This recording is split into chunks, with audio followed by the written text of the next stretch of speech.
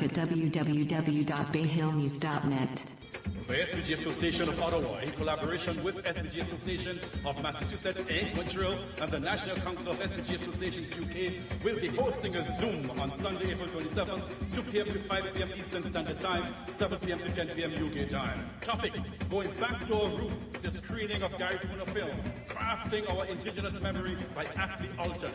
Featured remarks by Her Excellency Ron Gilchrist, SVG's High Commissioner to Canada, Gary Fuller reflections from international presenters, a conversation on the Hum Collective Pushti project, and actually himself, a Q&A plus entertainment on the program hosted by Nicole Hendrickson.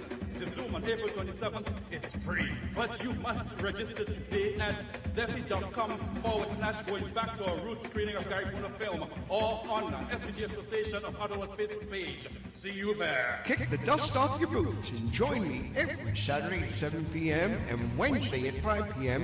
as we go charting in the USA country style right here on Bayhill News Network. We'll count down the top 30 country hits of the week and bring back the memories that make you say, "Oh, yes, I remember." So rustle up your herd and stop by every Saturday evening at 7 p.m. and again on Wednesday at 5 p.m. for charting in the USA country style right here on Bayhill News Network.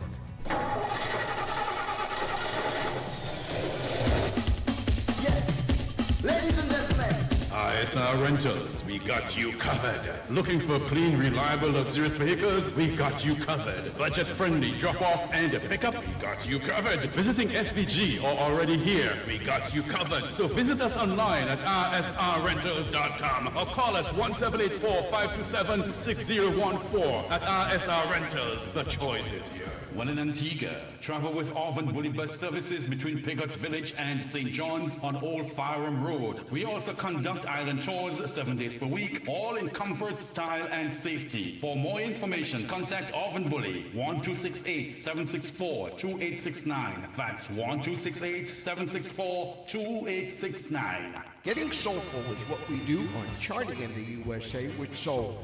I'm Chuck Shorter, and every Sunday at 5 p.m. and again on Monday at 3 p.m., join me as we go back in time to count down the top 30 soul hits in the U.S. right here on Bayhill News Network. From Aretha to Whitney, Lionel and Luther, we'll play the songs that bring back memories.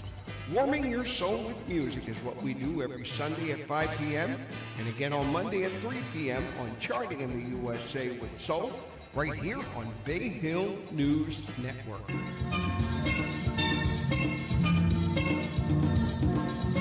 Hey Vinci Unity Picnic fam, it's Marian Duncan from the SVG Association of Ottawa, and guess what?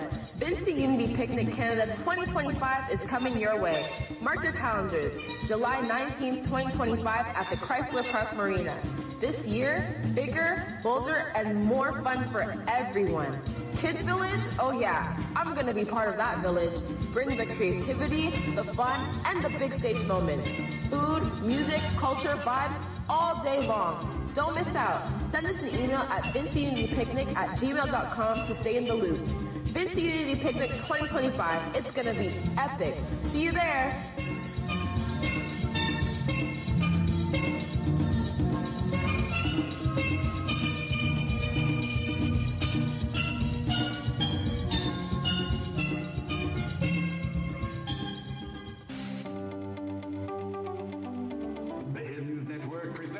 Inside Health, a 30-minute program in which we explore the human body and functions.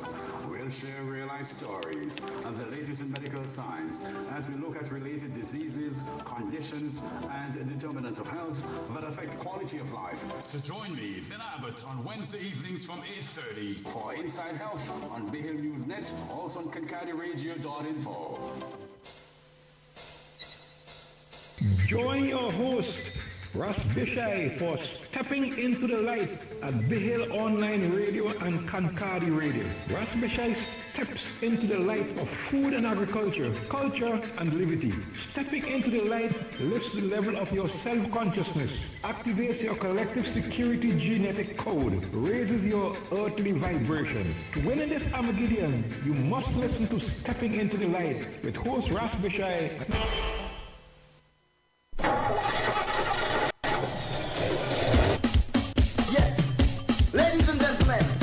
SR Rentals, we got you covered. Looking for clean, reliable, luxurious vehicles? We got you covered. Budget-friendly drop-off and pickup? We got you covered. Visiting VG already here? We got you covered. So visit us online at rsrrentals.com or call us 1-784-527-6014 at SR Rentals. The choice is yours.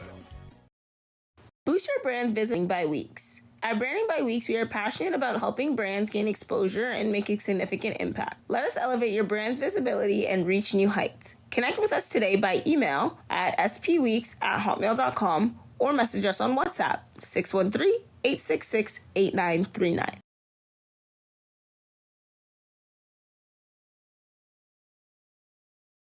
Traveling to St. Vincent, need to get around? Crystal Cancardiradio telephone 1-844-529-9120 or email crystaldanielle91@gmail.com. Book your economy rental car today.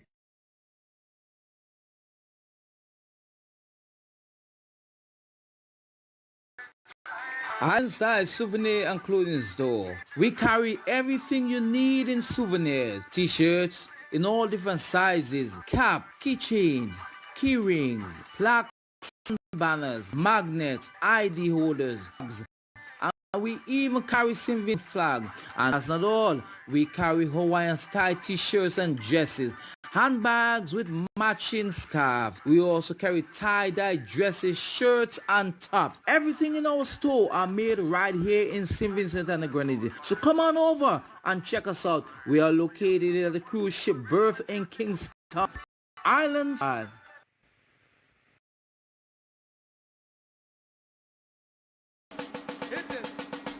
It's the Vinaba news and interviews. The music in the mix on Saturdays, 4 p.m. Cancardiradio.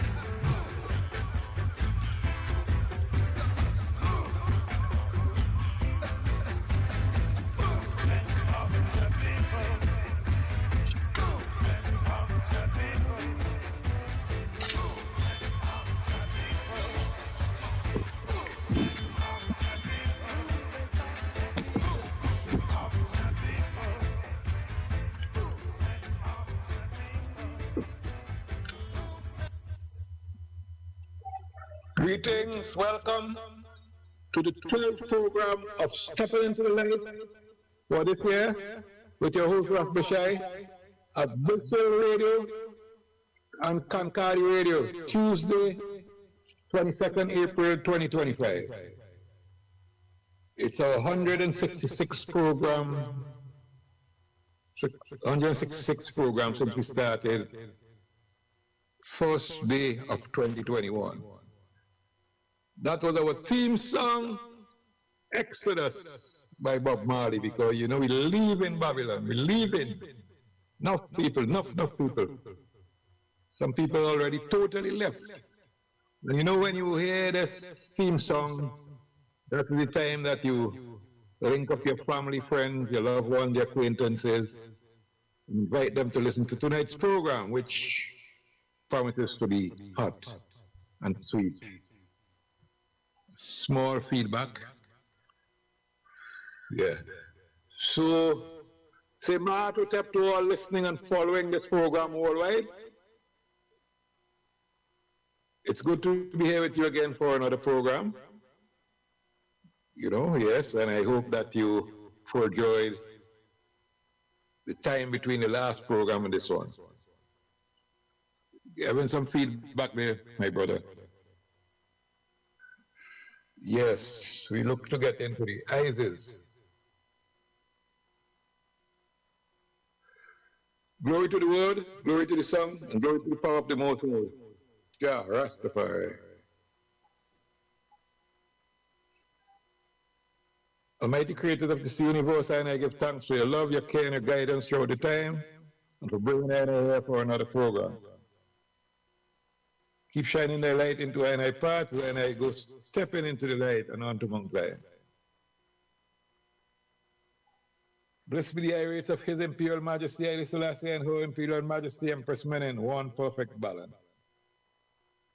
Blessed be the high rates of our ancestors, the Neteru, which walk alongside our always, keeping our feet from slipping and falling, and our hands from pilfering and stealing, and our mouth from slander and idle speaking. And I call on the goddess Mat and the 42 divine ones from creation to keep all our people firmly on the 7 basic principles of truth, order, balance, harmony, law, morality, and justice. Given I life over death, light over darkness, mind over matter, and good over evil every time. Ashe. Yes, I man people, yes, Jah loving people. And I hear again. So, as you know, per usual, to be here and to be able to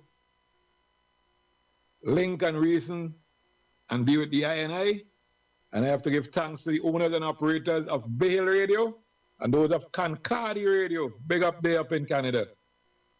Thanks also to the sponsors of this program, and big thanks to the listeners, you who make it a reality. And each week we are getting more and more listeners. And those who don't listen it live, they make sure they go on YouTube and they check it out and they get the fullness. Yes. Yes, So on this blissful and lovely Tuesday, the 22nd, 22 of the 4th of the 9th, you know that is a perfect. That's the 8th. For anyone who know a little about the ancient science of numerology and ancestral science. Perfect. Yes, that is today, one of the days.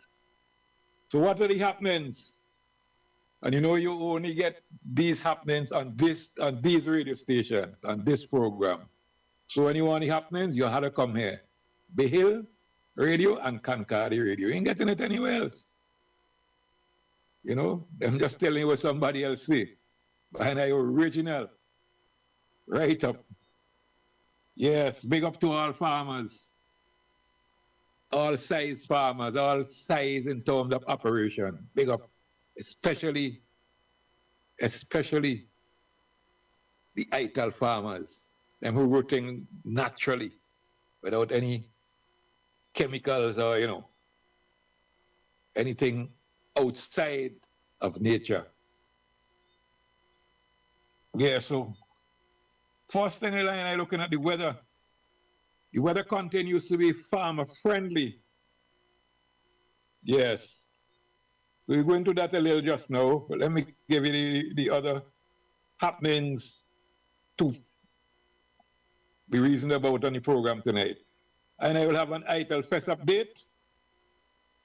And Sister, one of our guests from Force Week will be here to give us that update any time. Then we get into the biodynamic planting by the Moonface Guide for the period Wednesday, April the 23rd, that's tomorrow, to Tuesday, April the 29th, next Tuesday, 2025. Okay? That should take an eye up to the midpoint where we get a word from our sponsors and a station ID. Always have to pick up our sponsors and the station. And then we get into the second portion of the program. We look at the marketing situation in this country in terms of the marketing depot, marketing board, the talk about it now, the national talk about it all over. And we suss it out as no other program can suss it out. Look at it as far as it's what is needed. And one of the questions asked in the week by one of our leading local marketers, my good brethren from North Leeward, Arston. Yeah, we're going to answer that, and I'm going to answer that question tonight. You wouldn't get this kind of answer anywhere else.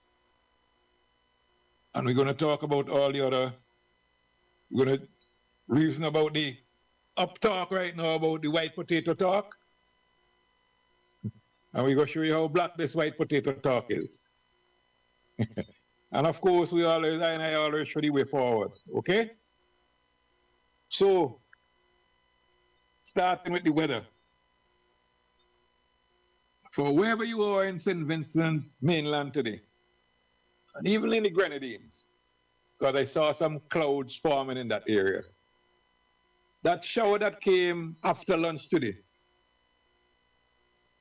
was very small portion of the country that didn't get it. And those were the people to the southeast. They didn't have it out there, but everywhere else had the shower in different quantities. Right? Light in some areas, a little lighter in some, heavier in some. But these are the kind of showers we've been getting for the past several days.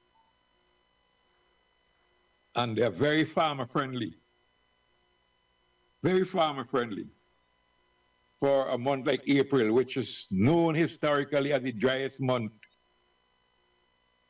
of the year, the agricultural year in these parts. So to see this kind of rain, this blessing now coming, this ice is coming from the heavens up. Farmers now, all farmers, that is why I'm bigging up all farmers, small, medium, not too medium, and what we call large and thin, which is still small in many countries. Everybody trying to get something in the earth because they feel in the vibes, and now is the time. So like one of my brethren who is a professional seedling producer, ITEL seedling, he was showing I went on a mission today, and he was showing I that in times gone when he had a problem on issue getting seedling sold, now it's the reverse now. He just can't produce enough for the people who need. Everybody coming and they're buying in large, reasonable quantities, in all sizes. So times go on, most people say, oh, just want two, three of this. He said, no, not so now. And that's a good thing. Because those are the tributaries that make the river, those kind of businesses that flow, that could flow and get rid of this food import bill in no time, once we know how to channel the waters properly. People like him, these are the tributaries, some of the tributaries. Yes, keeping it vital right through. Okay? So in terms of that, lots of people now are getting the vibes.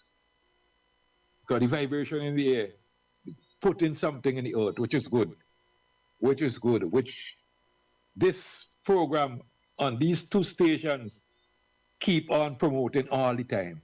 That's why you have to listen to Bayhill and you have to listen to Cancardiradio, especially on a Tuesday night. Okay? So with this weather coming forward now and farmers want to move forward, we calling and I calling on behalf, and not just half, the whole of all the farmers out there who still waiting for their backyard related to the damage from Bayhill and others. Yeah, it was promised 3 weeks ago it would have been starting the first week. But I'm looking for it to happen in this week. And by the latest, finish complete by the end of next week. Because the timing is everything in this thing here, and farmers have enough work to do.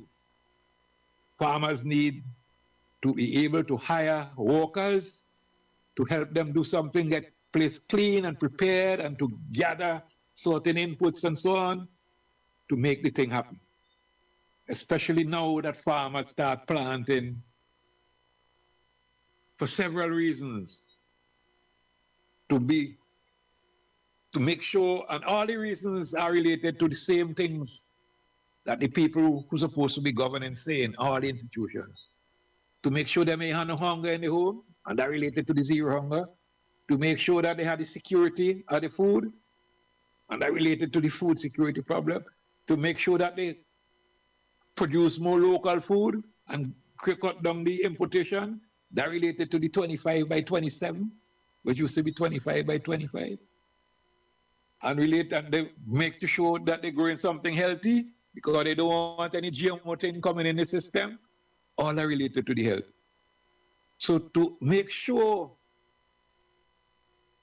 and not just these farmers, the farmers who plant in the holy herb, you have to fix them up now too. Don't hold up nothing. This ain't the time to hold up nothing, my brethren and my sister. It's the time to free it up. Because it's freeing up itself too, you know. If you find yourself on the side not freeing it up, then the judgment, real hard judgment in them times there. So to make use of this beautiful weather, farmers who put in anything in the earth, livestock, anything on the earth or in the earth, crops, anything, medicine, anything, food, anything, they have to be supported now because Vinci need to be secure and Vinci need not to be hungry and to be without. So these are the things that have to be done now. Okay? Yes. So with that being said, and I will introduce and I guess who will give us an update on the ITAL Fest tonight.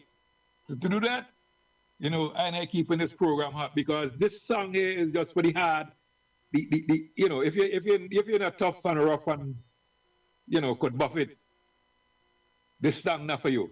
This is not personal. This is just for the toughest of the toughest of the toughest, as Peter used to say. Okay? We have bonfire upon the deaders. Forward, hey man. Forward with the song, hey. Song number 1. Bush it up.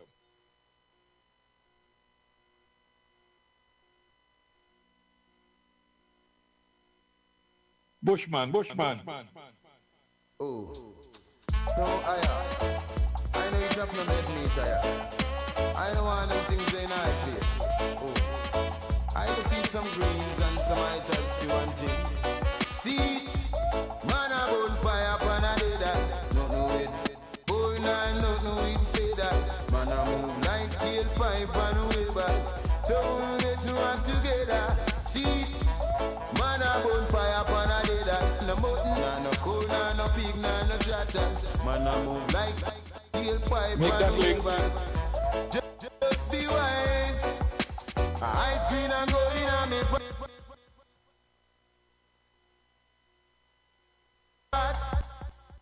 Hey, I strictly that. Deny a man a yacht. Get me fire stick on me stone. Cause the man a burn a fire pan a meat and a bone. Well, I burn all bone soca. We go against Toki and Dunga King Boga. We got your yard, you little fast food over vegetable. You fi have down in your party, I see my cause.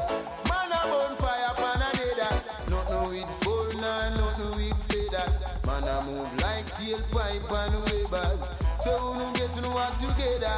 Sing out, Rasta man a burn fire pan a day that. No fish, nah, no beef, nah, no mutton, nah, no chatters. Man a move like tailpipe and webers. So we don't get to work together. So as an Nazarene, man I feel it please. Do I no beef, no mutton, nah, no sardine. Give me I trust you, I'm me brody. Me island do and me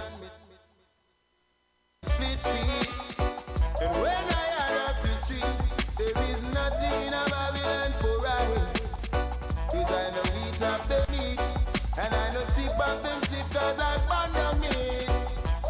Man I burn fire upon a day that. Don't know it full, nah, don't know it feathers. Man I move like tailpipe and webers. So we don't get to know work together. Oh Lord, man I burn fire upon a day that. No fish, nah, no beef, nah, no pork, nah, no feathers. Man I move like tailpipe and webers. So we don't get to know work together. Whoa,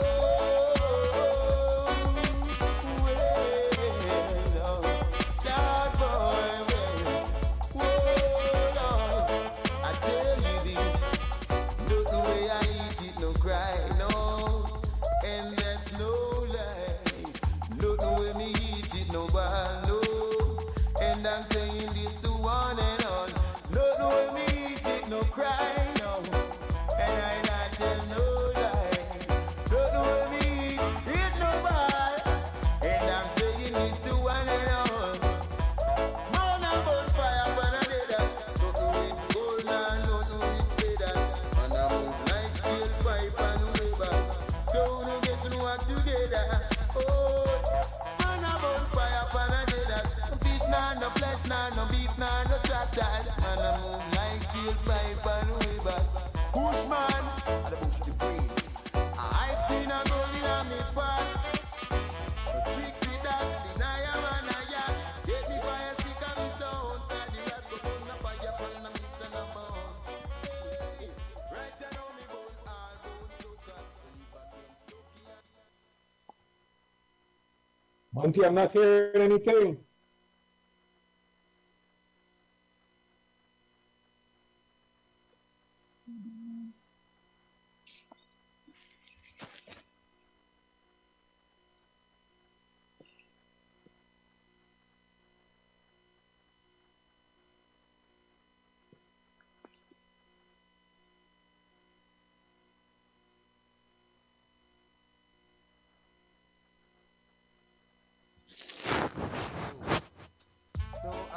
Monty, I'm not hearing anything.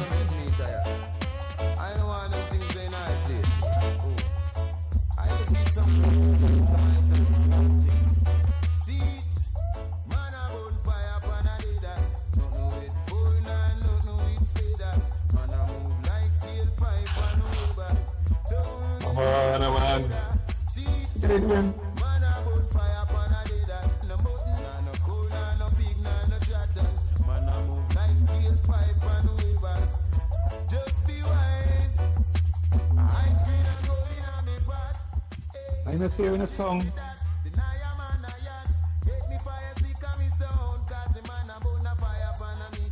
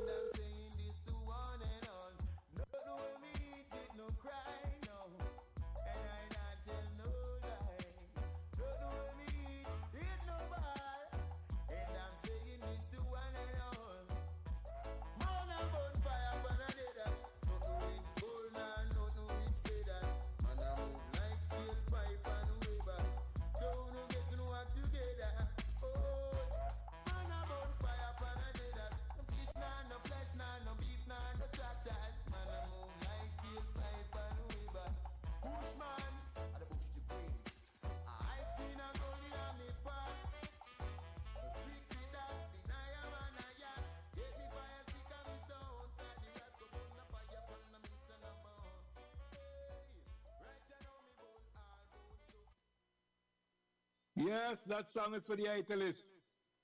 The Italists, not just for people who feel them as Italists. Just for the Italists, they don't care where you look, don't care what color you be.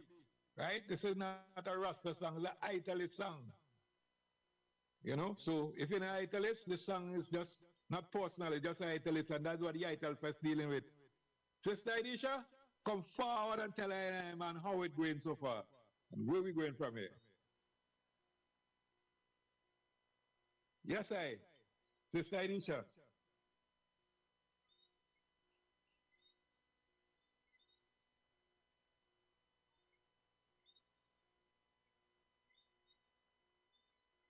I still ain't hearing the link on the other side. Something not really right to the connection.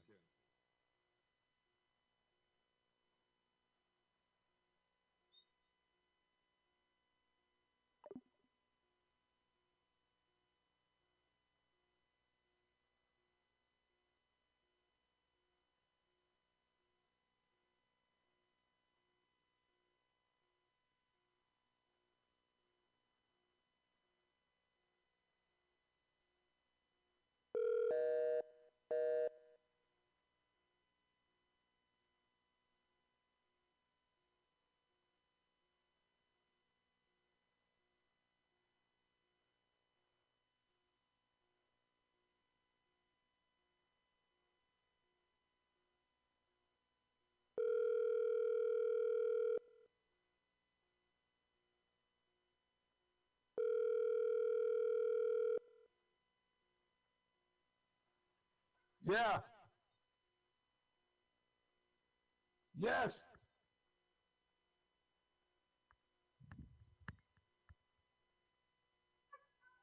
Uh-huh. I'm not hearing from the other side. So I don't know what's going on.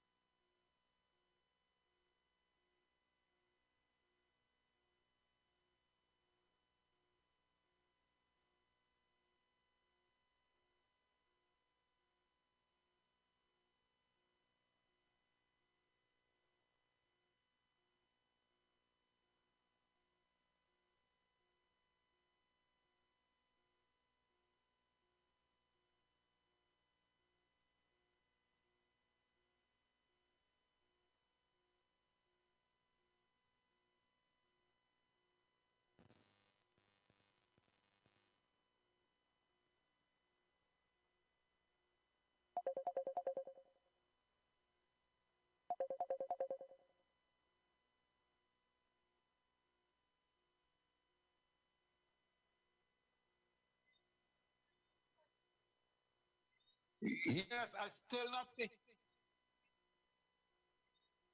ID share there? I'm not hearing anything from that side. Something is wrong with the connection.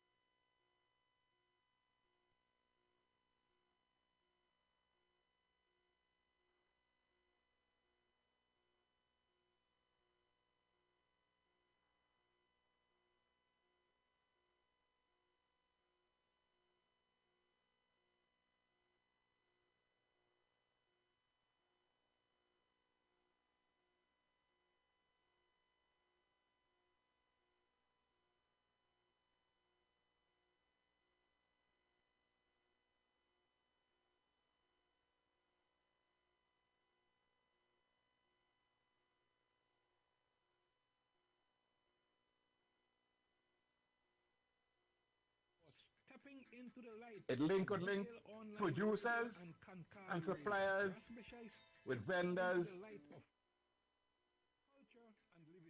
and all that comes in the marketing production system, right?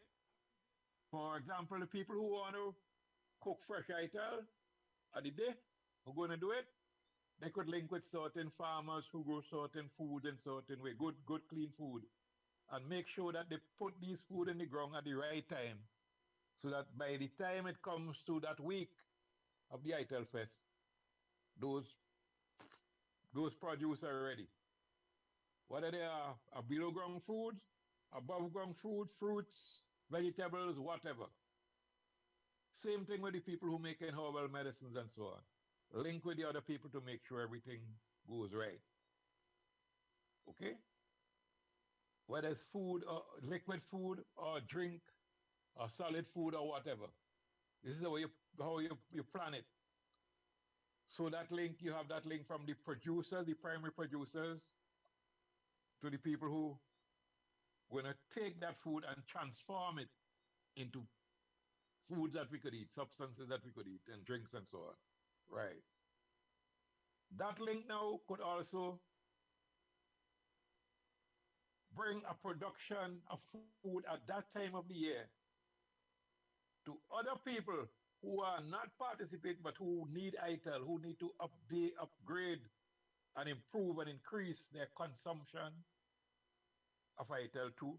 Those who need to increase their marketing of ITEL 3, and in so doing, reduce our food import bill right there. That's one of the powers of the ITEL Fest. Also, to showcase to the people visiting, especially people from outside, the range of foods that we produce in this country, especially producing them ITEL. So they could get a taste and they could increase their demand. And so we could make business linkages right there with that. Right? Because they might want it for several reasons. The people who sell ITEL in the neighboring countries might have a shortage of certain commodities. Right? Or we might be producing a commodity here, although they're producing it, which has a different flavor, upbeat flavor on their commodity, and they want to spice them into their market. So all these things are possible. Then, of course, you have the hospitality sector, who would want to have a large part of their menu as local ITEL. So they again could link with the producers and with the people who source, the marketers, the vendors, and so on, and make sure that that happens. So all these things are possible. All these things are possible through the ITEL Fest. We will make sure that we have some people representing the ITEL Fest on the program next week, because they would have to know how to move fast in this time in whatever they're doing to make sure they have time available for this space which they have been allotted, and make the best use of it going forward for the sake of everybody. So with that being said, I think we should go now and talk about our biodynamic gardening,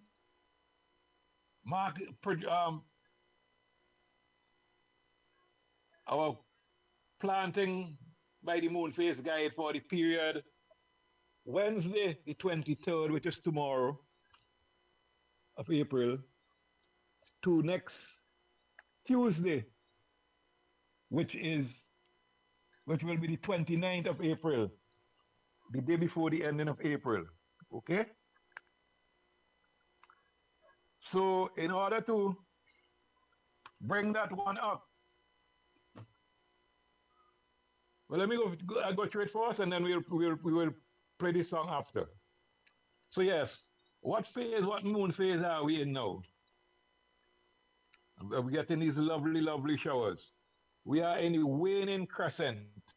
Waning means that the moon is getting smaller. It's waning, waning. It go wane till nothing come and it's a dark night and then it go rise again in the new moon, as the children say, okay?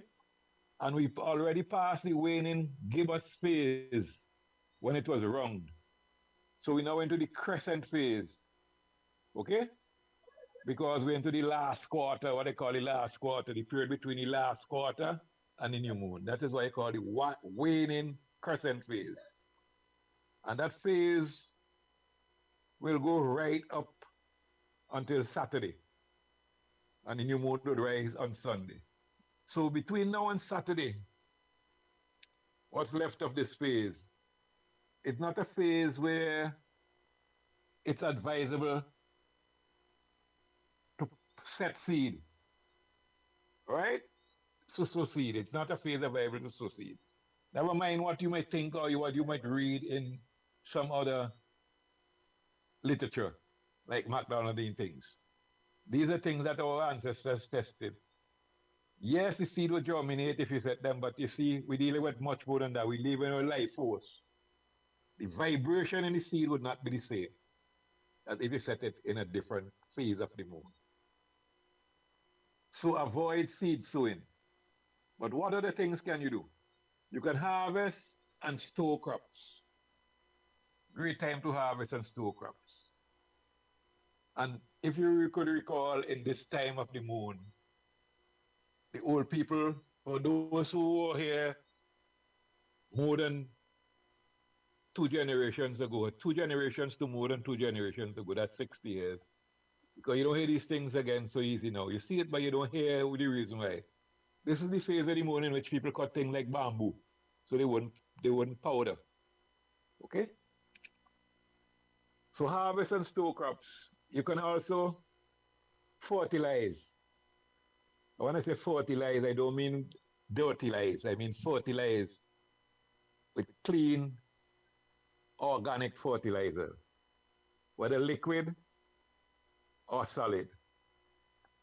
And make sure that you have some good microbial mix in it, coming from the microbial compost side of it, well composted, and you have the feed, the food, the energy to feed those microbes so that they could do the work which should be done and release those minerals.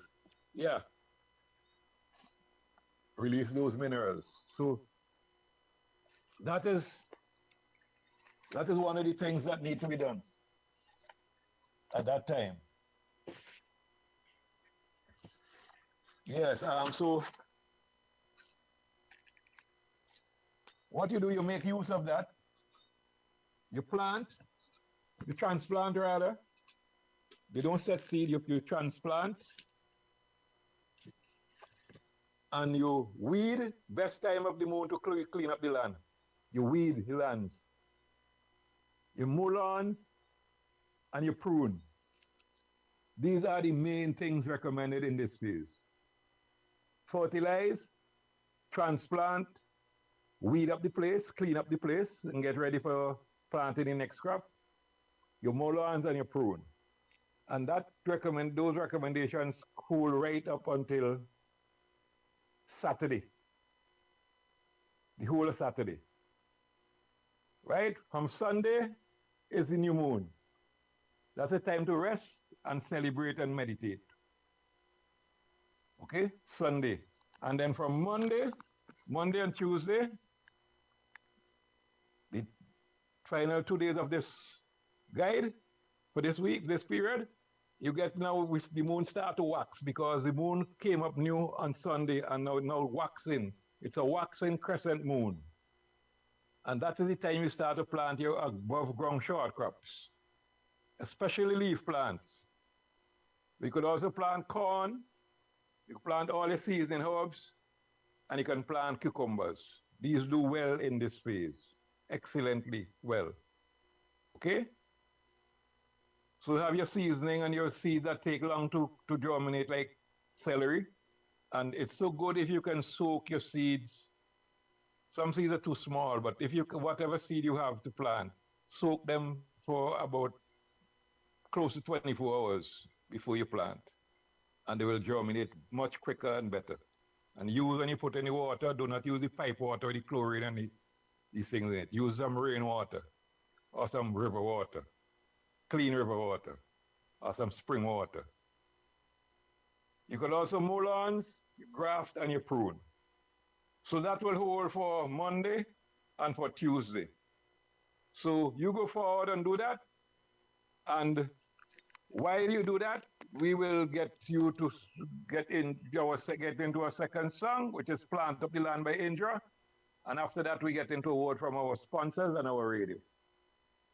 So make sure that with this weather, you make the best use of it. And again, to those officials who have the thing hold up for the farmers and so on, let it go. Let the farmers be able to make use of this weather and plant in this week. Okay, so Indra, you tell the farmers what they should be planted.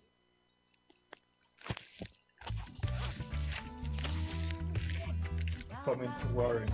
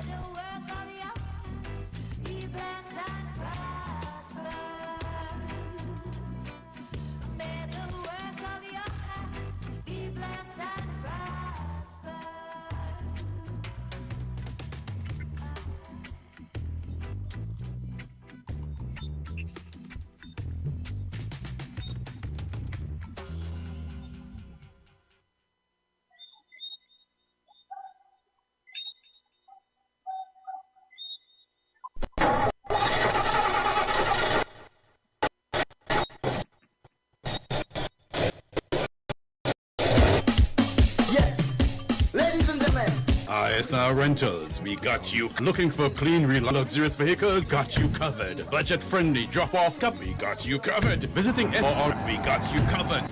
So visit us online at rsrrentals.com or call us 1784-527-014. At RSR Rentals, the choice is yours. Boost your brand's visit with Branding by Weeks. By Weeks, we are passionate about helping brands gain significant impact. Let us elevate your brand's visibility and reach new heights. Connect with us today by email at spweeks@hotmail.com or message us on WhatsApp 613-866-8939.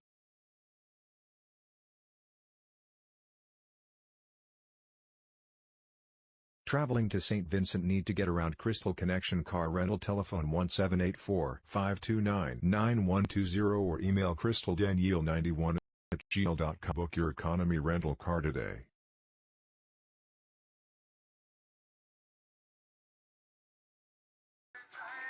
Island Style Souvenir and Clothing Store. We carry everything you need in souvenirs. T-shirts in all different sizes, cap, keychains, key rings, plaques and banners, magnets, ID holders, mugs, and we even carry St. Vincent flag. And that's not all. We carry Hawaiian style t-shirts and dresses, handbags with matching scarves. We also carry tie-dye dresses, shirts, and tops. Everything in our store are made right here in St. Vincent and the Grenadines. So come on over and check us out. We are located at a cruise ship berth in Kingston, Island Style.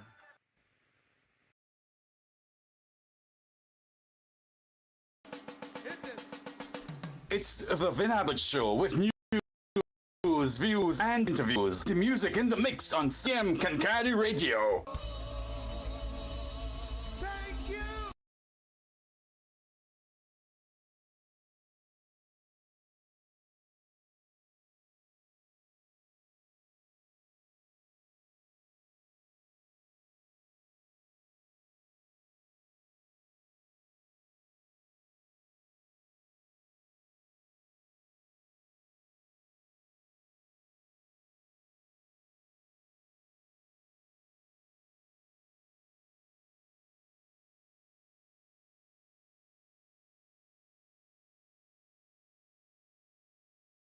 Into the light at Bayhill Online Radio and Cancardiradio. Ras Beshai steps into the light of food and agriculture, culture and liberty. Stepping into the light lifts the level of your self-consciousness, activates your collective security genetic code, raises your earthly vibrations. To win in this Armageddon, you must listen to Stepping into the Light with host Ras Beshai. Yes, people, as we continue, remember to support our sponsors. Remember that. Okay? You want to dress up good and feel nice? You go into Island Style. You go into that store. Check it out and get all the lovely clothing you need for any occasion you need in this time. So, we get into this area of the program now, which is going to be very informative. We heard not too long ago both sides of the political circle as the system goes, saying things which sound good, but then the manifestation is what the people are looking for. You're talking about things that were not spoken of 5, 10, 15, 20 years ago, 30 years ago. Bring back the marketing, open the depots, bring back the marketing board or marketing corporation. And added to that, we have some very interesting and significant public people. We have enough sizable feedback. Anyway, saying and asking the question, how do you bring back how do you bring back the marketing board, and what is the marketing board going to do? And I take it as a genuine question and not as a provocative question. So hearing all of this and seeing the dark area there, the darkness, where I and I are going to step into the light. We're stepping into the light tonight in that area to show you exactly what are the possibilities, at least most of them. Because we don't have any time to tell you all in this program tonight. And how is it important for us moving forward? Okay? And we're going to take everything related to that, what is being spoken of now, in the whole mix.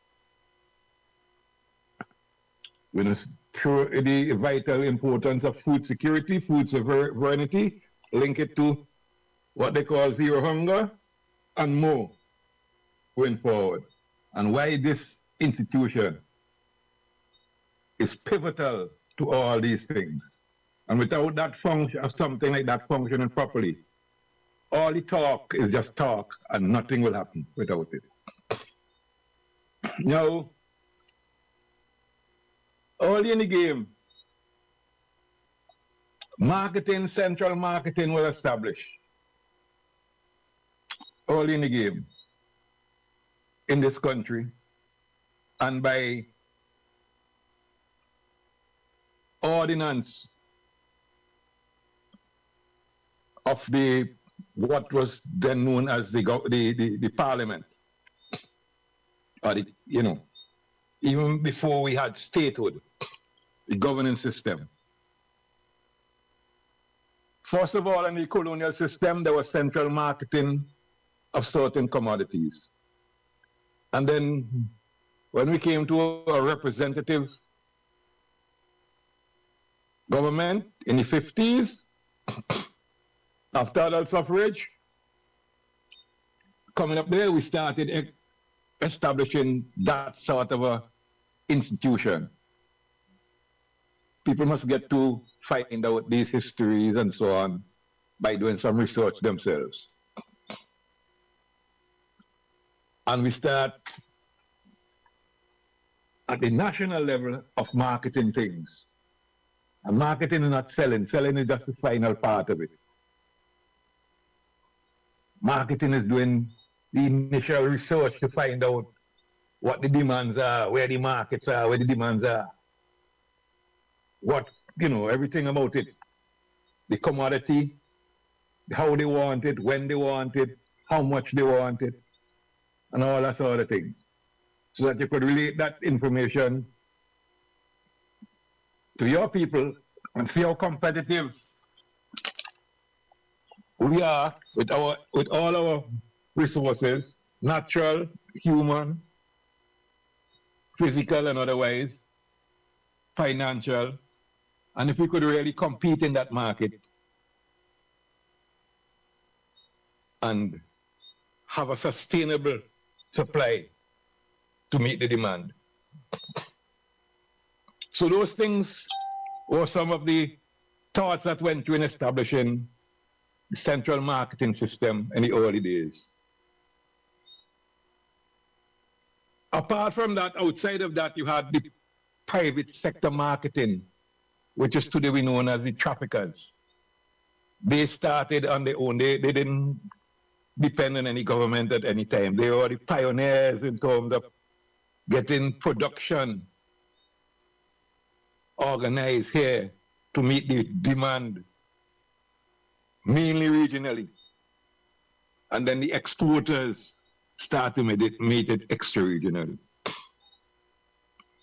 And they again did their marketing from traveling and seeing what is happening and hearing from other people in other consuming areas what is happening and so on, and these things went on. Relaying that message now to individual farmers and other farmers to produce this, you know, and so on. But it has always remained at a fairly informal state. Now in the early 60s, I said the marketing board was run by an act of parliament. And then in those days, I am one of the few people who still around who have the privilege of working at a low level in that, but important level in that marketing corporation. I worked at the marketing board in the mid-1960s when I was a school student at the grammar school on long vacations. Somebody registering sweet potato farmers and getting to know that part of the system, how it works. I worked there for at least 2 consecutive seasons. Okay? So I get to, in some way, understand what was going on and what the ties were. In the 1970s, just before we were going to the independence, between the statehood years, between 69 and 79, late 70s, the new Marketing Cooperation Act was passed in Parliament. Can't remember the number of it. And that is what established the last one that was wiped out by the stroke of a pen a couple decades ago. Right? Nearly two decades ago. But the marketing board at that time, our corporation, served as a central point for organizing the marketing and production of several very important commodities regionally and extra-regionally. And to help farmers of all kinds to be able to have a contract with them. For certain commodities, the farmer knows even before he or she plants the commodity that they have a market for this commodity. They're going to make some money out of it.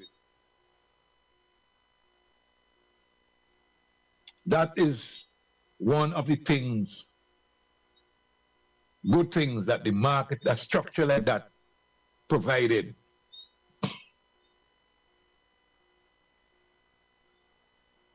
It supplied commodities based on a CARIFTA agreement in the early days before we had CARICOM. A lot of people wouldn't know about CARIFTA, but again, do some research. CARIFTA, see what it meant in those days. Where this country was allocated several commodities as a major producer because of our history, in the farming, our knowledge, our resources, including our soils and so on, and our strategic location. To produce things like sweet potatoes, and carrots, and peanuts for the regional market. And some of that we did on a barter system, especially with Trinidad and Tobago and with Guyana. This is outside of the other produce that the traffickers move. Okay? That is why in the early days, farmers who wanted to sell sweet potatoes to the marketing corporation had to be what they call registered. You have to know where you are, how much you're growing, when it's planted, what variety it is, all these things. So in order to, what is the expected yield, they would know that, so that they will supply the sacks, because you don't just market it in anything random. So the packaging, everything would be orderly. And then telling you when to bring them in so they could be graded and packed properly and exported as a one shipment. So all these infrastructural facilities, the marketing corporation had to have them. The marketing corporation also had links with the Ministry of Agriculture because the board of the marketing corporation had to have some representation at the level of the chief or his or her designate to that meeting. so that the farmers contacted could get the agricultural services they need to produce the commodity properly. Right? These are the sort of things that central marketing. So all I said to say all these things is that it shows you, gives you an idea of the importance of and the reason for an institution like that. In the early 1990s and in the late 1980s and the early 1990s, after carrots as a major commodity handled by the marketing corporation, after that crop, the production of that crop declined. The farmers and the depot, talking about depot, you bring this in right here. The most important and active depot at the time, the depot in Rose, in Belmont, Leeward, that's just midway between Rose Hall and Trumacuk, was closed, unceremoniously closed. And in mid-1980s, the farmers, most of them, decided that they will go into a new crop for local marketing. And one of the crops chosen at the time was onions.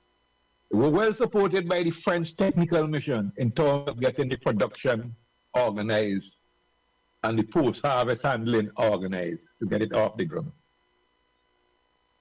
And they developed a contract with the marketing corporation to supply onions at certain times of the year, at a certain time of the year, under certain agreements. And that worked for a while until it was breached. No fault of the farmers at all. None, absolutely none. And from that time to today, we have not had the commercial production of onions. We're getting into the onions a little later in the program to show you what all these consequences are. You know? So these are very important things. If you want to get the details, I have a publication. Hopefully will come out later this year where all these things are detailed inside it. Make sure that you save some money to subscribe.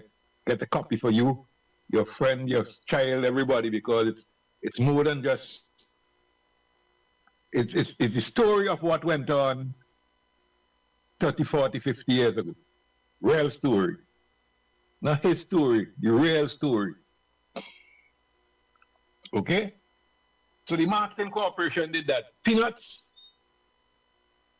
The marketing corporation bought peanuts from farmers en masse, large quantities, and shipped them off to the region.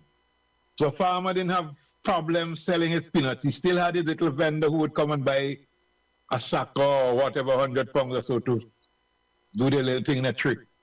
But when a farmer has 2,000, 3,000 pounds of peanuts, he or she doesn't want to hold them up too long because it occupies space, vital space.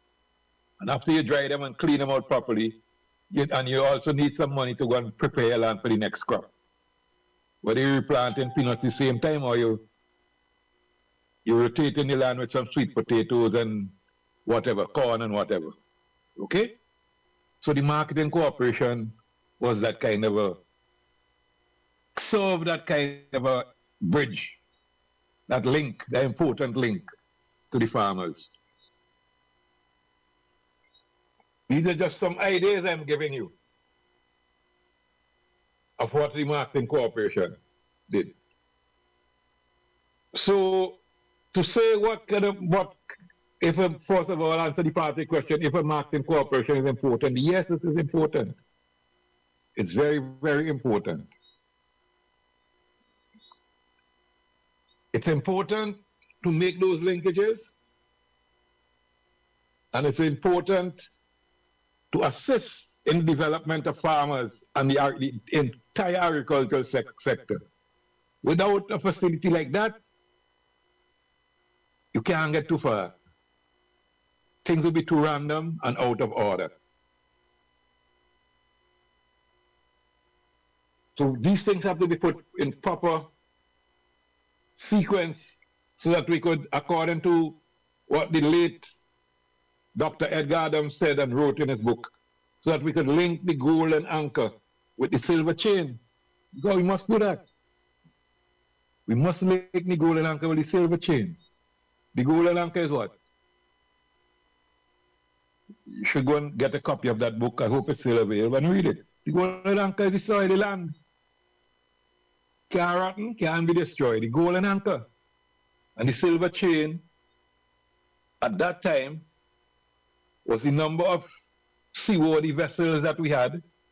But in those days, we didn't have any plane like the Amerijet coming to take food out in the early days. Thanks for it now.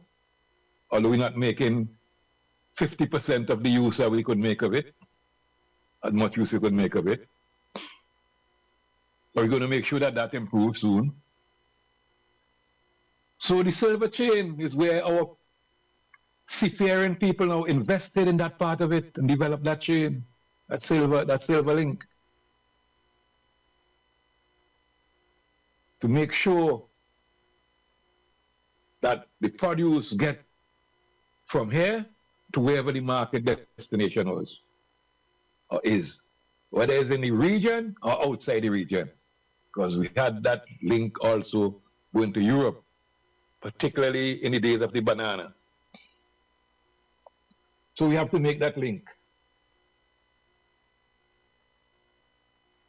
While we getting into making those links now, there are some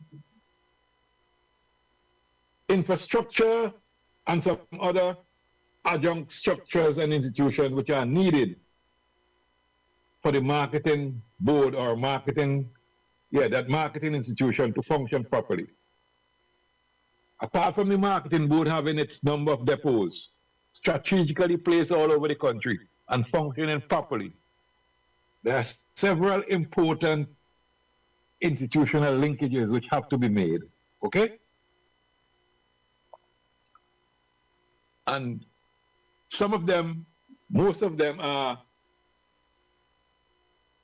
on the state sector side, some of them, and some of them are on the private sector side. So before we get into that, I want to just say that right now, I might have a work to do, not yet, we have a work to do, we have work to do, right? We're going to ride into that section and explain it, how it's supposed to function, and show you exactly where this talk of white potato will fit in, okay? So you ride in, right, not right.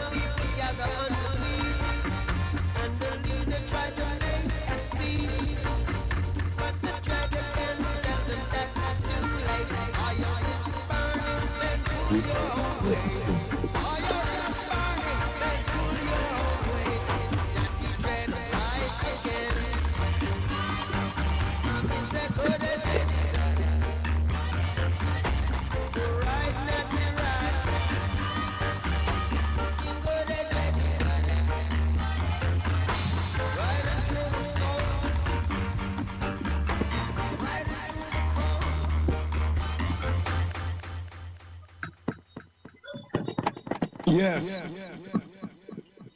So we have work to do. Now, some of the institutions that are needed, very important, to work alongside a national marketing structure like a marketing corporation, right? To show that everything goes well. First of all, and these could function at the level of the board, decision-making area, have representation there. But the marketing corporation is who finally should have that authority to finally decide by majority vote, of course, whether something goes forward, yes or no. The others should be structured as supporting organizations. One is the Ministry of Agriculture and Food and whatever it is comes with that. For sure, okay? That has to be there. That must be there. The second one is the banking sector, especially the banking sector as a private sector or as both a private sector and a national sector, which unlends to the agricultural sector. And in this case, today where you have structures like what they call farmer support company, that has to be linked to. That cannot represent the marketing corporation. That has to work from the demands, the needs of the marketing corporation to support farmers. Because the marketing corporation should be a corporation based on the marketing of having some jurisdiction over the marketing of things general in the agricultural sector, locally, regionally, and extra-regionally. Not that you're taking away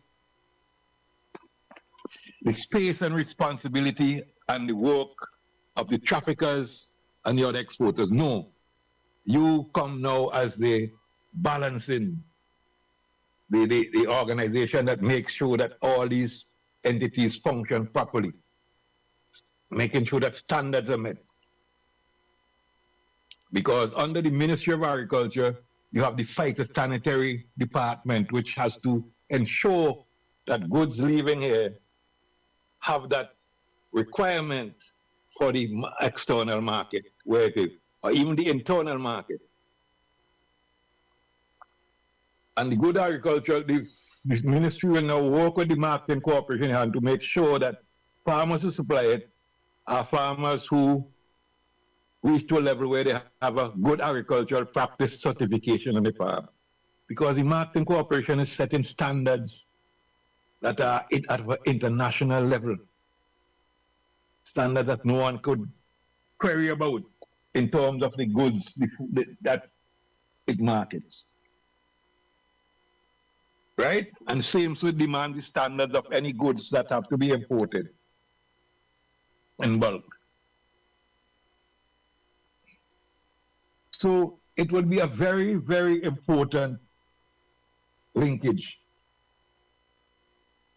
The banks and the financial institutions, or the ones would know what farmers need and what level of investment farmers will be looking for in order to produce the commodities which the marketing corporation already have contracted markets for or market demand for. So you're not working by guess. The farmer's not working by guess, and the bank know that it's not. And the other institutions know that they're not unlending the money in a vacuum. These are the important linkages. And an institution like the Farmer Support Company know that too, so that whatever they have to support the farmers with, they will know exactly what is needed Because in this whole arrangement, the marketing corporation is the spearhead, is the key, is what goes out there. They are the ones who are doing the marketing aspect of it. Right? They are the coordinating sector. You also have the linkage with the post-harvest aspect of it, where the marketing corporation has to link with an institution that has the technical capacity to develop post-harvest infrastructure. Because that is very important when it comes to the area of storage and adding value. Very, very, very, very, very important.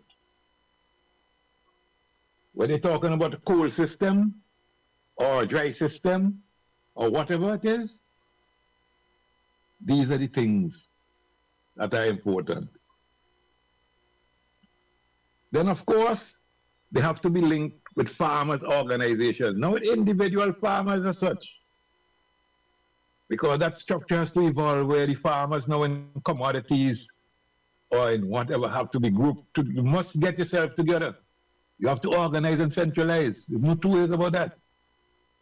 So that your interests could be served as a collective and have more effectiveness and more efficiency. And you have the real representation. Not like everybody running up to the marketing board and no, that disorder has to be made into order.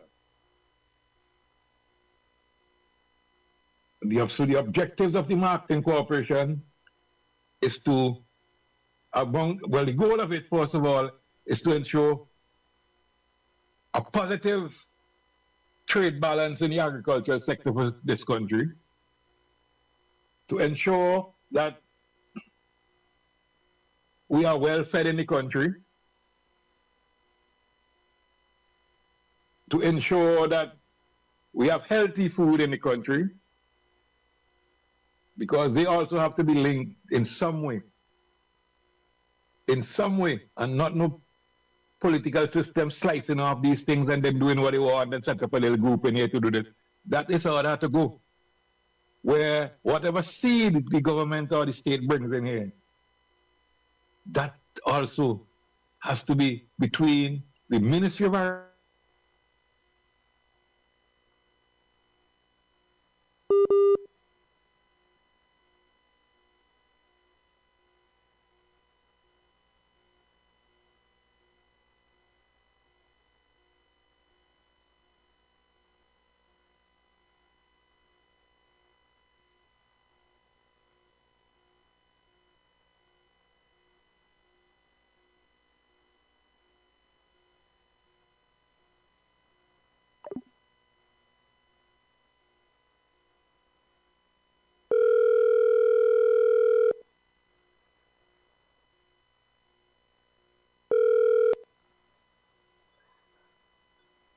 Yes, hope you hear me clear because the Wi-Fi seems to be giving some problems here.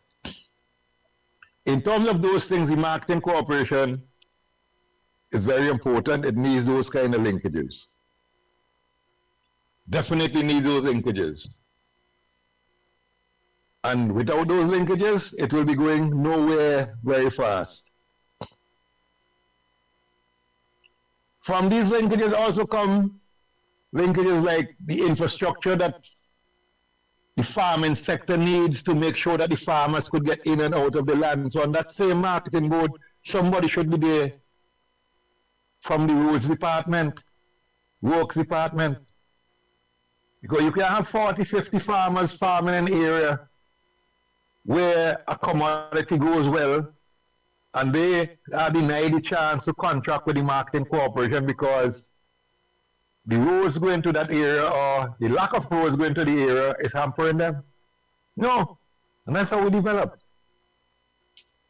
So that information would be relayed from that gathering of these people, representation of that institution, to the institution, and then they would be able to get their head to make sure that something is budgeted for this infrastructure in the next budget as admit one of the whole links in the whole system to make everything flow properly. That is how it goes. So without that, remember the first pull came from marketing. We would not be developing anything at all. Our economy would be stagnant and most times in reverse gear. Right? So those are some of the important things of the marketing corporation. So that should answer your question about what is the important, if it's important, do we need? Yes, we need. And I say we, I mean the country. I'm not speaking of any group in any way. We, the people, need that. We must have central marketing. And it has to be arranged and organized and function non-partisanly, right? In a lot of these areas, for everybody to make progress and to get the justice that they need. Now,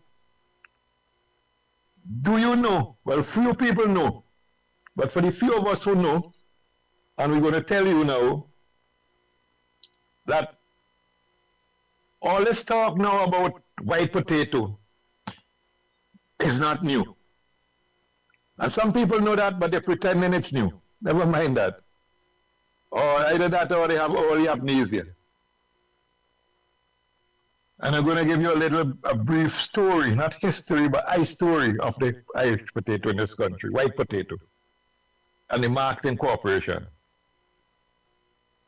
And what worked in that time, it wasn't perfect, and it was not liked by a certain sector, very important sector of this country, which are the big importers. Even today they don't like that. They see they can't always have the cake and eat it. So we need to have strong governance in this country, collectively. I'm not talking about parties and nothing because that ain't working. That divide and rule thing just ain't working. It would never work properly.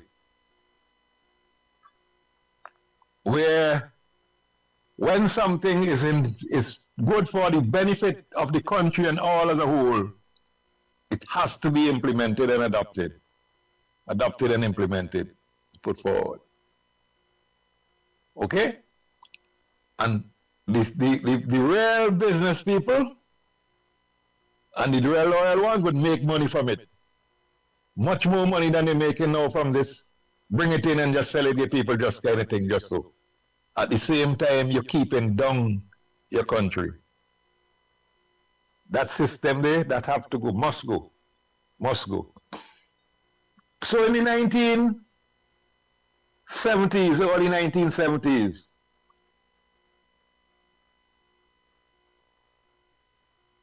the junta government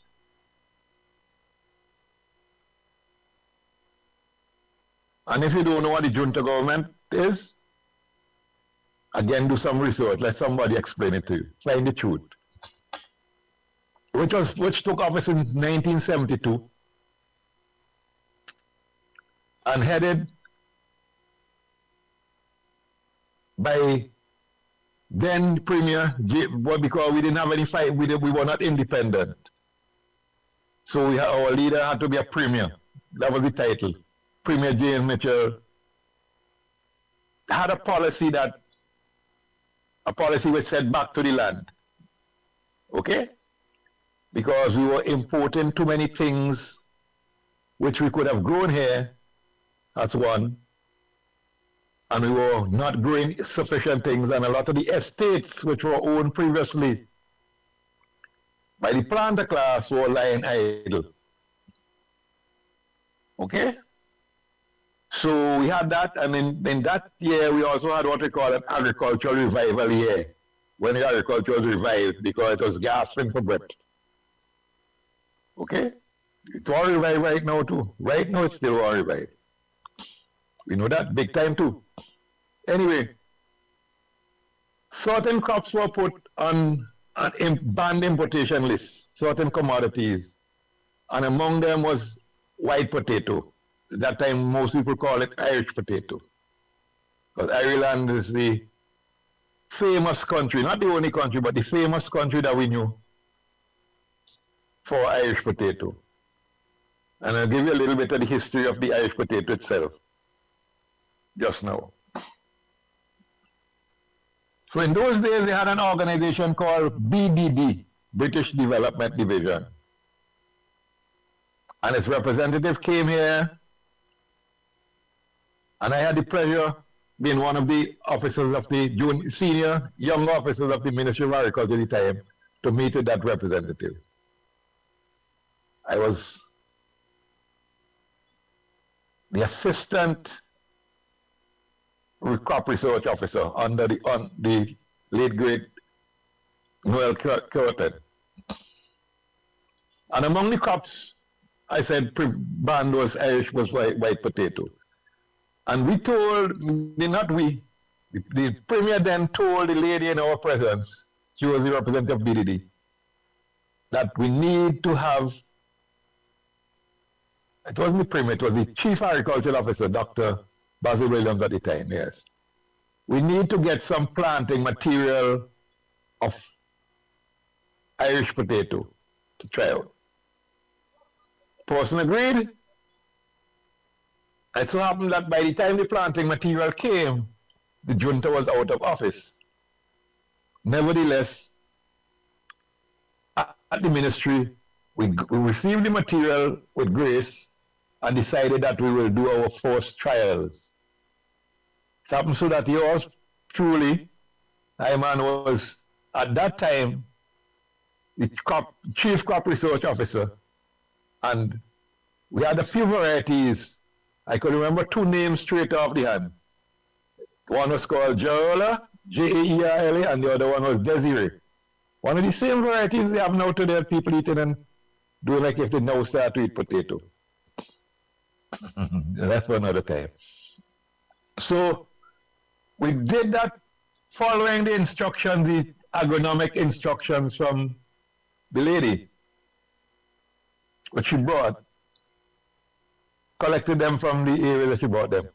We took that planting material, had them at Camden Park for a while, make sure that they got to the stage where the planting, just before planting, we took care of them, we did what we had to do with them.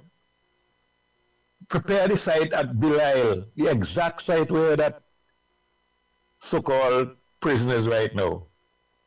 One of the most fertile pieces of land in the entire St. Vincent and the Grenadines. Best in terms of altitude, soil type, temperature, everything. And we planted those potatoes. First time we tried them, right? And we harvested them, I think it was about 110 days or 108 days or something like that after. Not more than that anyhow.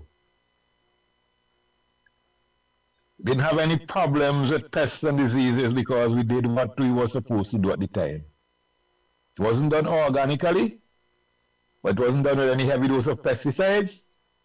But because of the environment in which it was grown, including the soil and so on, and the care we took for it, we got excellent yields when we calculated everything we had there and put it like yields per acre. Even the quantities we had were excellent. Because we had one of these experimentation, had one of these board back trucks, high up trucks in those days.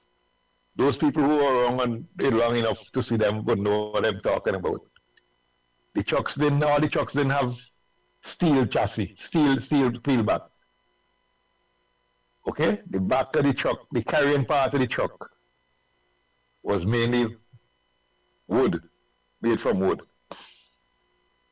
And we bought a truckload of that from Bayhill and so carried it to the same marketing corporation at the time.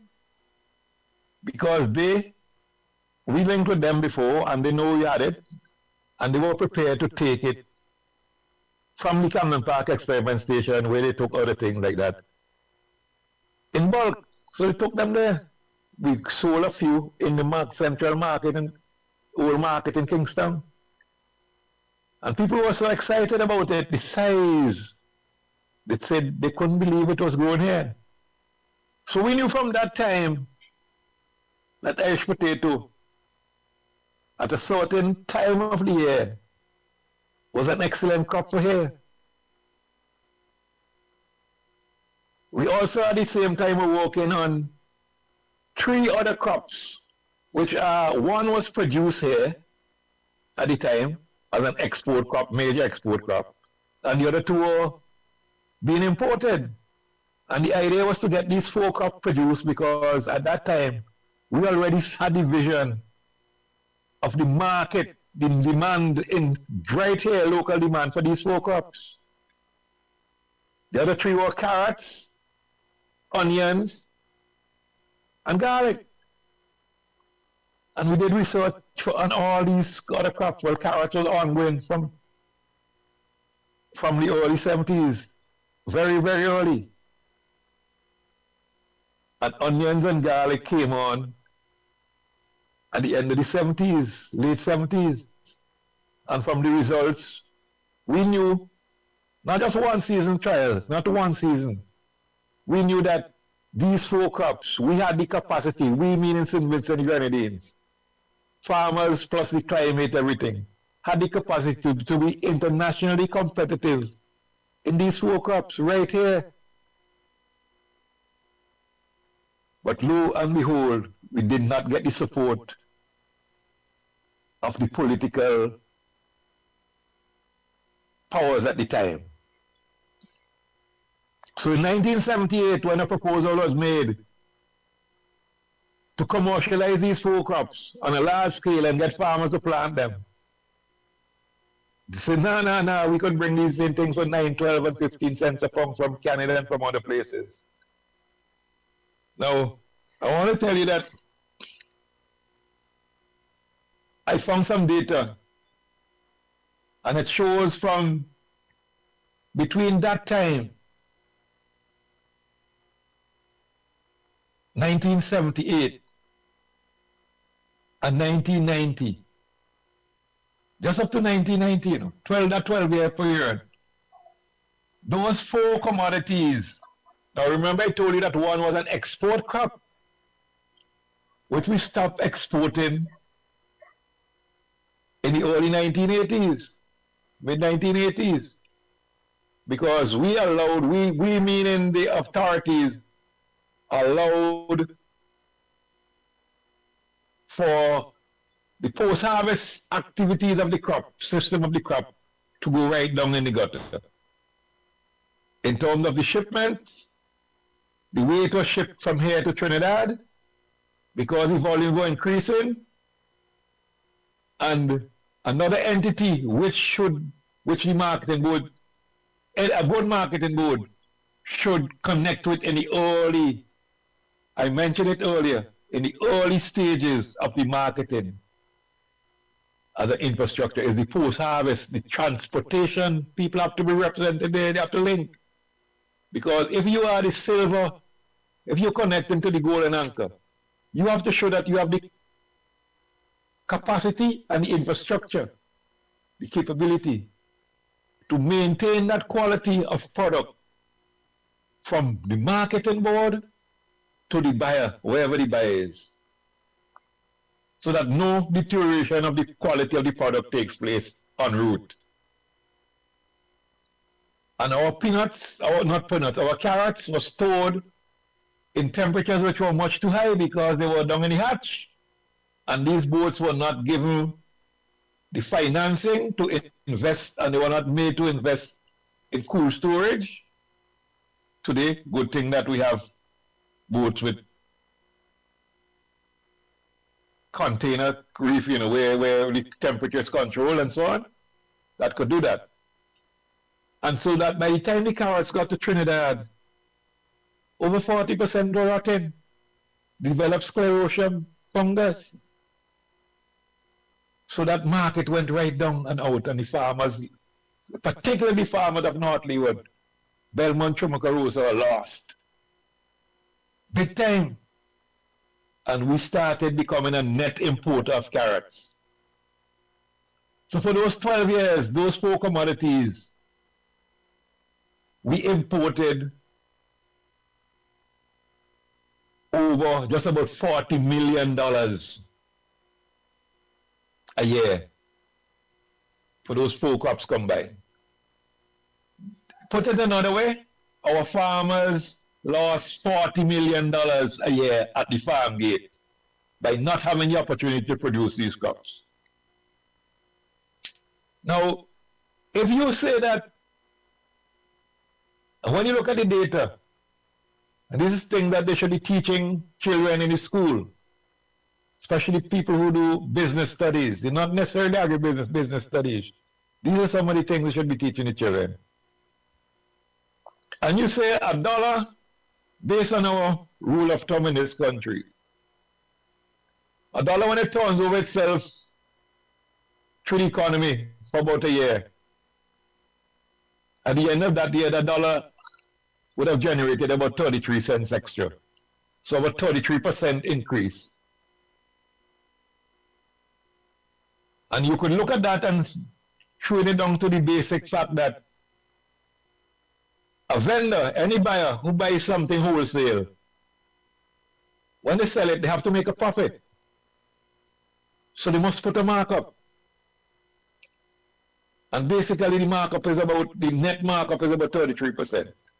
The gross markup rather, right? Is about 33%. Minimum. We know people make more than that. We know that for sure. But we just taking that figure. So if you look at 33% of $40 million compounded over those 12 years, work it out, and you will see what it would have been value, what would the value would have been in 1990. For these four commodities, the loss would have made. So here on, we fast forward up to today. And I really want to say I feel, I give thanks to, I want to big up Cardi and its leaders right now for reviving that aspect of it, that aspect, to show people now in this generation that we have the capacity to grow the Irish potato. But here I must say something. I see an argument coming from some well-sensible people, and I don't really buy that argument. I can't buy it like that we should not be producing Irish potatoes. And the reason they're giving it not because it's not as healthy as sweet potatoes. Now to somebody in my position, I just laugh. Because you cannot play off one against the other, and you should not be playing off one against the other. There are people who 2, 3, 4 generations from now would always still be eating Irish potatoes, white potatoes, always. And I look at things in the real way. We in this country have been eating white potatoes since the white man come here. Let me put it like that. Okay? We had sweet potatoes long before that because sweet potatoes are one of our indigenous crops. But we've been eating Irish potatoes, white potatoes since the Englishman coming. It's been forced on us, and some people get to like it, not just to like it, to love it. And you're not going to wipe something out like that by stopping the importation, something which has been here now for over 30 generations, 10 generations. You're not going to stop it. The fact is that when you look at the data, our demand tells you how many people eat this thing. It don't just come in here, so it comes in here to be eaten.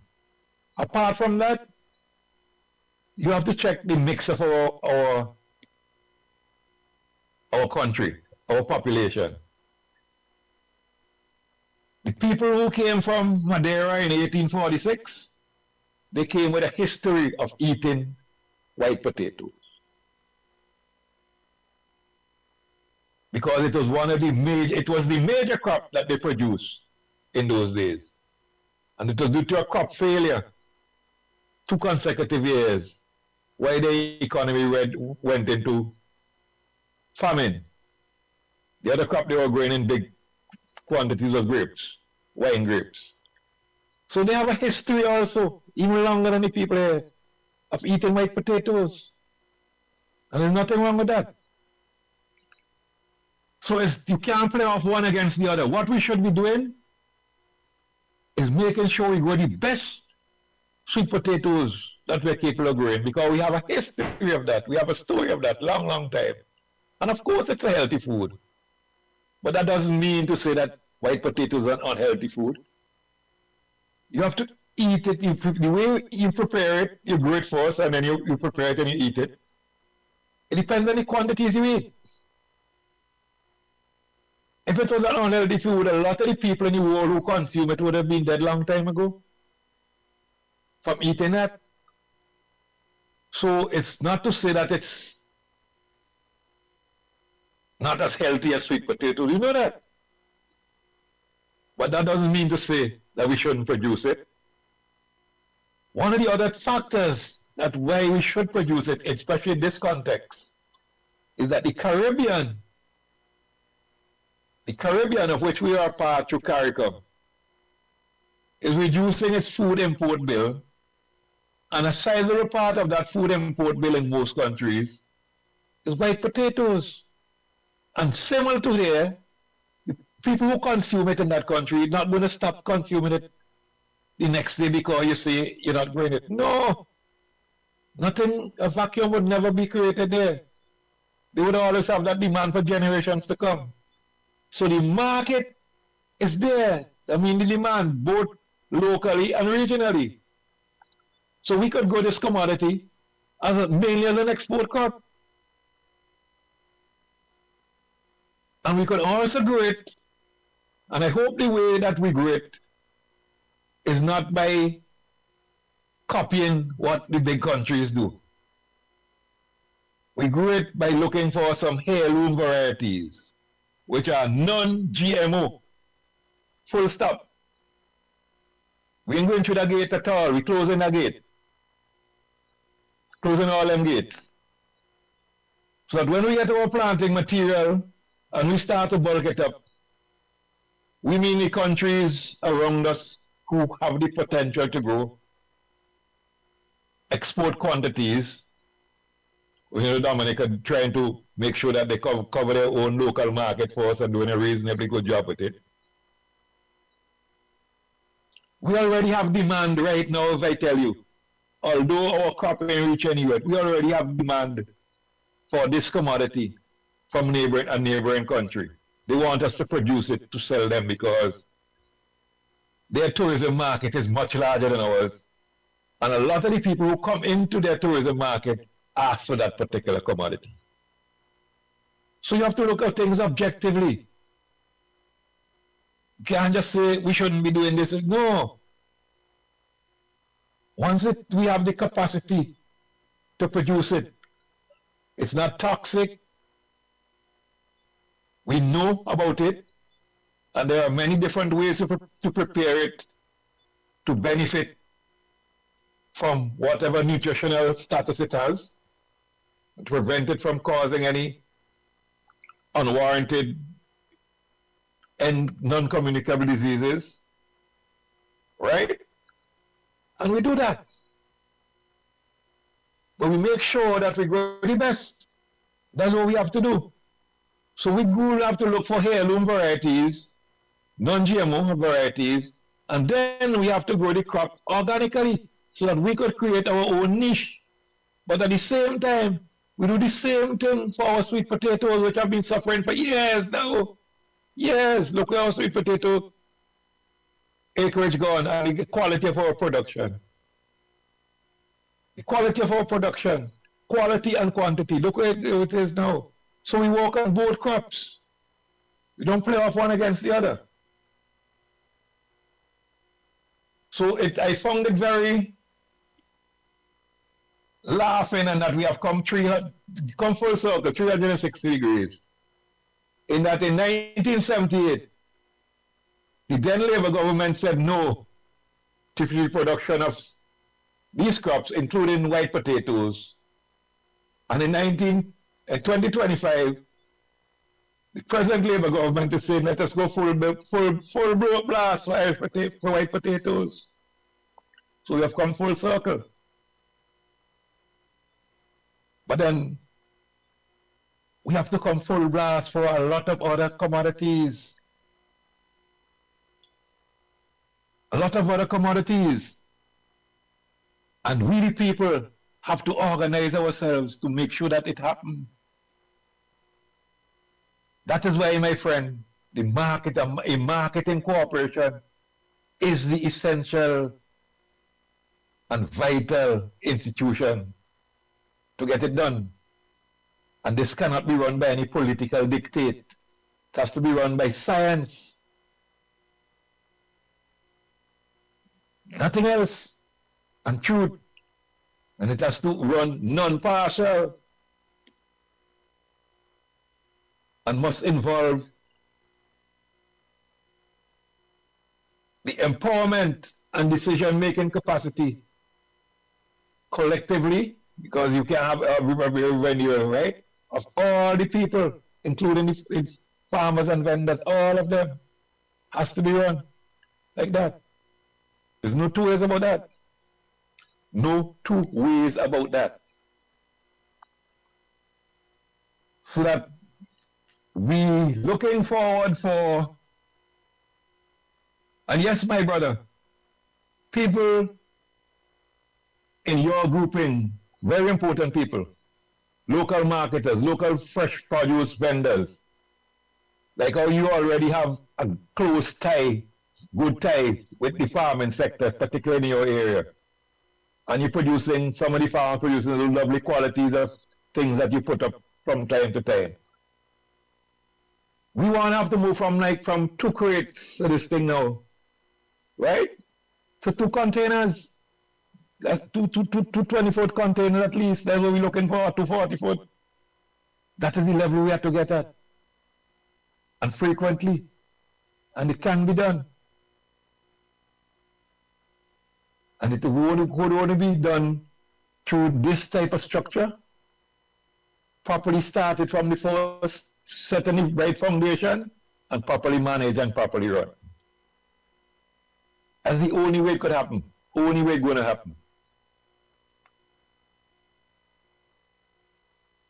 So that things like vegetables, like carrots, onions, garlic, Irish potato. I said it to the vendors, the small vendors who sell outside by Peppercorn and these other places there. Said it to them every month for the whole last year. I say, you see these, and when you come around by the market side there, I say, you see these onions and garlic and Irish potato selling here? I say, within 3 years, you have to be selling them from local producers. Otherwise, you're just wasting time. All you're doing here is working for the people outside who are producing them.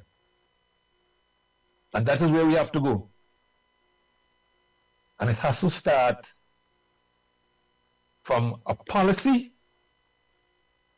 which is being implemented from the marketing cooperation with collaboration from all these other entities I'm saying that. Okay? And has to be measurable by regional independent institutions, so that we have no bias in any part of the whole system. That is how it has to be set up. When you set up something like that, like how it is, and you go to an institution like CDB to get money now to invest in this thing, which will be structured better than most of the projects that they finance locally here and in the region. Most, because some of them may have no structure at all, no real base on which they come up, except from a political demand. And you could see some of them right here in this country. It wouldn't have anything falling apart, like how so many things falling apart now. It wouldn't have that. And we would have, within a 4-5 year period, over $6 to $8 million a week being circulated in the farming sector in this country. Without that, our people ain't going anywhere. Our people ain't going anywhere. And that would make the need for other infrastructure be more significant, like proper jetties and these sort of things. You don't always have to build a Goliath, using a metaphor.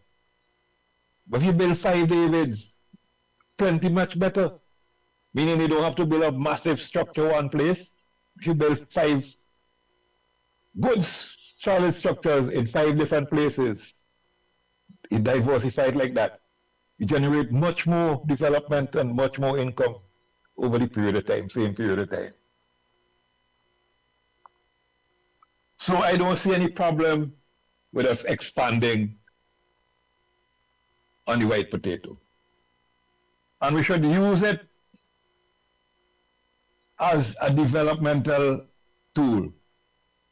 I see no problem on that, and I see absolutely no reason why we should not massively increase our production of sweet potatoes of all varieties and put the version out there, same chips, so that we'll have a choice. Because everything is vital and everything is vital.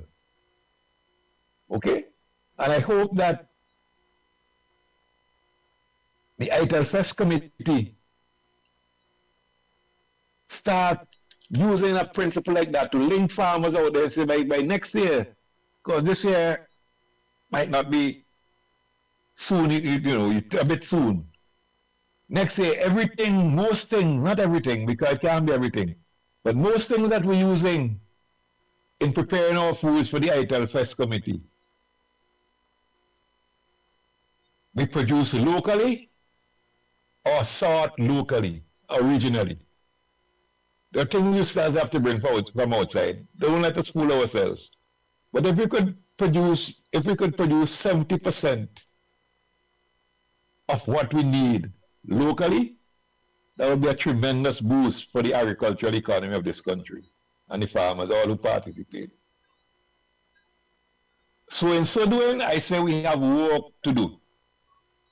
And we have to work. As Bob will tell you, we have to work. Make sure we could make it happen. We can make it happen. Don't ever put any doubt in your mind. So with that, I'm calling for the fourth song for the night, Walk by Bob Marley, and I want to wish you a blessed, blissful week. Make sure that you transplant something. There are seedlings all over the place, good quality for sale. Clean up something, get 2 pots, whatever, get some good potting soil, mix including some compost and some manure, and you plant something. Okay? Until then, Exodus, let us the truth.